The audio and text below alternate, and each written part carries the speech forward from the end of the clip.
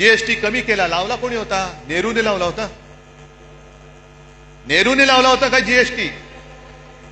मग गेले 8 वर्ष तुम्ही लुटलात संपूर्ण देशाला. 125 लाख कोटी रुपये तुम्ही तिकडे खिशात घालून बसलात.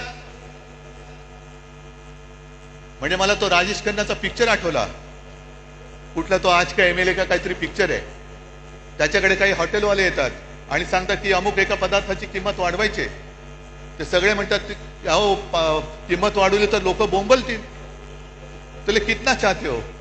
नहीं दुगना करना चाहता हूं. नहीं ठीक है आप तिगना कर दो, तिप्पट करा.